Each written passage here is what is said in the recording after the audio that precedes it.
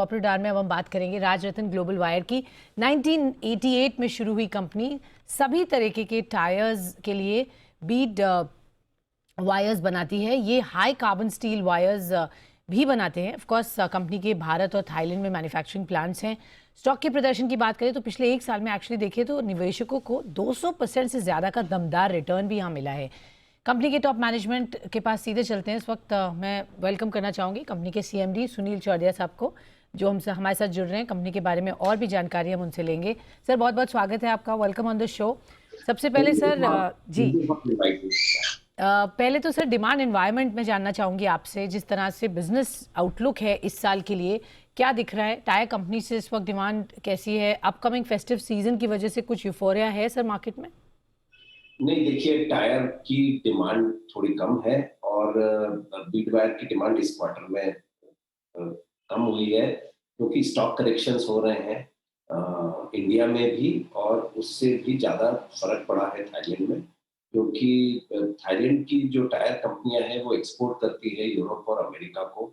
और जैसा आप सबको मालूम है स्वाति, कि यूरोप में डेफिनेटली रिसेशन है, तो हमारा जो प्रोडक्ट है वो टायर मैन्युफैक्चरिंग में जाता है, तो जितने टायर बनेंगे उस हिसाब से हमारा माल बिकेगा। तो करीब 25% डिमांड कम है थाईलैंड में और 10-15% इंडिया में भी इस क्वार्टर में डिमांड कम है। बट लॉन्गर रन हमारे प्रोजेक्शंस लॉन्ग रन में अभी भी इंटेंक्ट है कि इस साल भी हम कम से कम 15% तो ग्रो करेंगे वॉल्यूम में, और हम उसके लिए तैयारी कर रहे हैं। ओके, 15% की ग्रोथ आप एंटिसिपेट कर रहे हैं इस साल और उसकी तैयारी कर रहे हैं। ये आप टॉप लाइन की बात कर रहे हैं सर, बट मैं बॉटम लाइन पर क्या प्रोजेक्ट? मैं वॉल्यूम की बात कर रहा हूँ, मैं वॉल्यूम की बात कर रहा हूँ। Top line is also a factor of price.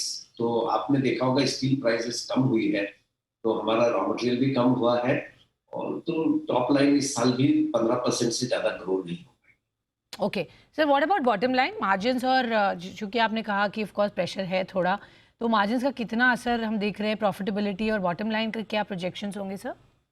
नहीं, देखिए मार्जिन परसेंटेज में तो हम मेंटेन कर पाएंगे, ओके, बट जब बिजनेस कम होता है तो ओवरऑल मार्जिन भी कम हो जाता है। ओके तो क्या ड्रॉप एक्सपेक्ट करें सर इस बार because of the external reasons जो आप बता रहे हैं? नहीं, स्पेशली डिमांड थोड़ा सा पिछले 2 महीने में इंडिया में भी हमने देखा कि टायर कंपनियां 100% प्रोडक्शन पे नहीं चल रही है, और थाईलैंड में भी नहीं चल रही है। ये हमारे 2 मेजर मार्केट्स हैं। तो अभी एक्सपेक्टेड है, जैसी हमारी बात हुई है टायर कंपनी से, कि अगले क्वार्टर से they will come back to normal production. So उम्मीद है कि ये एक क्वार्टर के बाद वापस डिमांड रोबस्ट होगी। बट क्वार्टर 1 तक तो we were utilizing full capacity, so there was no issue. अभी हमारा कैपेसिटी यूटिलाइजेशन अभी इस वक्त डिमांड म्यूटेड है, जैसा आप बता रहे थाईलैंड में 25%, इंडिया में 15% डिमांड घटी है। Q1 तक ठीक था, बट आगे आफ्टर Q2 आप उम्मीद कर रहे हैं कि चीज़ें यहाँ से बेहतर होंगी, बट वॉल्यूम आप 15% की बढ़ोतरी अनुमान कर रहे हैं by the end of this year, पूरे साल के जी लिए साल की consolidated basis for India and Thailand. Okay, fair enough sir. जहाँ तक हम आपके एक्सपेंशन और कंपनी के चेन्नई प्लांट की बात करें, वहाँ पर आपने एक रीसेंट गोएड आपके बोर्ड ने दिया था, उस पर यस, क्या अपडेट है sir? When do we see that plant contributing to your revenue sir? नहीं, देखिए वो काम अच्छा चल रहा है, और हमारा टारगेट है ये फाइनेंशियल एंड तक ट्रायल प्रोडक्शन चालू कर देंगे। और हमने बहुत लंबी सोच के साथ वो इन्वेस्टमेंट प्लान किया है। चेन्नई पोर्ट लोकेशन है, तो वहां से हम करीब करीब 50% एक्सपोर्ट करना चाहते हैं। चेन्नई में सभी टायर कंपनियां हैं, तो we will be a source closest to our customer, तो वो बेनिफिट भी मिलेगा हमको। हर कंपनी का थोड़ा मार्केट शेयर उस आसपास की फैक्ट्री का बढ़ा हुआ मिलेगा। और चेन्नई हमारे रॉ मटेरियल सोर्स से भी नजदीक है, तो इन सब चीजों को देख के प्लान किया है। और Chennai will also help us in a global business, तो we are working seriously Europe में मार्केट डेवलप करने के लिए।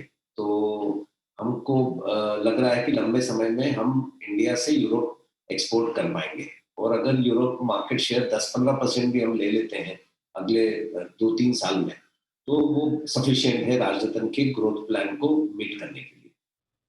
ओके, सो काफ़ी एक्सपेंशन प्लान्स हैं, एक्सपोर्ट को लेकर भी आप काफ़ी बुलिश हैं, जैसा मैं समझ रही हूँ। और चेन्नई प्लांट यहाँ पर अच्छा कंट्रीब्यूशन आपका एक्सपोर्ट्स में करेगा। सर कुछ वॉल्यूम क्वांटम है जो that you can share with us, कितना वॉल्यूम हो जाएगा ओवरऑल जो आप एक्सपोर्ट कर पाएंगे, और देखिए, परसेंटेज? हमारे हमारे जो प्लान्स हैं, पीतमपुर में हमारे पास 60,000 टन की कैपेसिटी है जो करीब करीब चल रही है, फुल चल रही है। थाईलैंड में हम 40,000 से बढ़ाकर 60,000 टन कर रहे हैं। वो भी अवेलेबल होगी क्योंकि थाईलैंड मार्केट भी ग्रो कर रहा है। लॉन्ग टर्म प्रोजेक्शंस है और हम थाईलैंड में सिर्फ अकेले सप्लायर हैं, तो उसका बेनिफिट भी हमें दिख रहा है। Customer want to buy us, buy major from our source from us. और इसके अलावा चेन्नई, तो ये तीनों जब फैक्ट्रियां पूरी कैपेसिटी आ जाएगी तो करीब 1,80,000 टन का प्लान है हमारा। और ये अचीव करने में हमें लगता है 3 साल का हमने प्रोजेक्शन किया है कि लास्ट ईयर हमने 90,000 टन का वॉल्यूम किया था और अगले 3 साल में हम 1,80,000 टन की कैपेसिटी यूटिलाइज करेंगे और करीब करीब 90-95% कैपेसिटी यूटिलाइजेशन पहुंच जाना चाहिए। Okay, fair enough. तो ये आपका overall on a period of 3 years का प्लान है, जो Yes. प्रोजेक्शंस आप बता रहे हैं सर। सर हमने रॉ मटेरियल कॉस्ट की बात की थी और ऑफ कोर्स वो एक कंसर्न था, अब थोड़ा कूल ऑफ हो रहा है। सो जो प्रेशर अभी तक मार्जिन्स पर पड़ा उसकी वजह से ऑफ कोर्स डिमांड भी कम है, तो maybe you don't have the timing right to increase the prices, but एक बार Q3 Q4 में प्रोजेक्शन क्या रहेंगे सर प्राइसेस को लेकर? क्या एक अपसाइड उम्मीद कर सकते हैं in order to protect your margin sir? अभी जो ग्लोबल सिनेरियो चल रहा है तो स्टील की प्राइस सॉफ्ट हुई है। ओके, हमारे रॉ मटेरियल की प्राइस भी जो पीक हो गया था उससे करीब करीब 20% कम हुई है और मुझे नहीं लगता है कि आने वाले समय में अचानक वापस प्राइस बढ़ेगी। तो और हमको भी रॉ मटेरियल का जो करेक्शन होता है प्राइस में या प्राइस बढ़ती है तो कस्टमर को पास ऑन करते हैं। Of course our commitment with customer is on a quarterly basis और हमारा जो रॉ मटेरियल हम खरीदते हैं वो मंथली बेसिस पे होता है। तो कुछ डिले होती है बट उससे प्रॉफिटेबिलिटी पे मेजर फर्क नहीं पड़ता है। हमारी जो प्रॉफिटेबिलिटी है उसका बड़ा कारण ये है कि हमने इंटरनली बहुत काम किया है on cost, on quality and on a bigger capacity. तो आज हम इंडिया में दुनिया की सबसे बड़ी बीड वायर लाइन चलाते हैं पीतमपुर में, तो जो हमें बहुत अच्छी क्वालिटी का प्रोडक्ट भी दे रही है और हमारी कॉस्ट भी काफी कम्पिटिटिव है। Sir supply chain disruptions, rising shipping cost, logistics concerns, economic challenges, क्योंकि ये ऑब्वियसली दूसरी कंट्रीज़ में जो दिक्कतें दिख रही हैं, बिकॉज आपका एक्सपोजर दूसरे कंट्रीज़ में और एक्सपोर्ट्स पर आप जोर देने वाले हैं, कितना बड़ा प्ले होगा? ये कंसर्न्स कितने ज़्यादा, कब तक आप एंटिसिपेट कर रहे हैं ये प्रॉब्लम्स रहने वाली हैं और उसके वजह से डिमांड पर क्या असर आप देखते हैं on a reasonably mid term period sir? हाँ, देखिए, जो ग्लोबल डिसरप्शंस हैं, अनसर्टेनिटीज है, ये रियलिटी है आज बिजनेस की। डॉलर देखिए तो 81 रुपए हो गया है और of course freight rate, logistic cost नीचे आई है। यूरोप के फ्रेट जो $10,000 पर कंटेनर हुआ करते थे वो करीब $5,000 हुए हैं। तो वहाँ कॉस्ट कम हुई है बट अनसर्टेनिटी यूरोप में बहुत ज़्यादा है। एनर्जी क्राइसिस है ये जियो पॉलिटिकल प्रॉब्लम के बाद। तो बट हम इस अनसर्टेनिटी में ही कुछ तलाश कर रहे हैं बिजनेस करने की और मुझे लगता है कि India as a country, Indian manufacturing has a scope of supplying many products to European companies. Okay, तो यहाँ पर आप एडवर्सिटी में अपॉर्चुनिटी देख रहे हैं, जैसे आप बता रहे हैं, डेफिनेटली स्कोप है सर। और since lot of markets will see this kind of demand, I think वो एक बड़ा प्ले होगा। मैं आपसे जानना चाहूँगी सर, डोमेस्टिक वर्सेस एक्सपोर्ट्स में क्या रेशियो आप देखते हैं over a period of time, क्योंकि अपनी इंडियन इकोनॉमी भी ग्रो कर रही है, इंफ्रास्ट्रक्चर की बात कर रहे हैं, तो यहाँ पर भी डिमांड बढ़ेगी। अभी कितना रेशियो है, परसेंटेज है, और आगे कैसे दिखता है?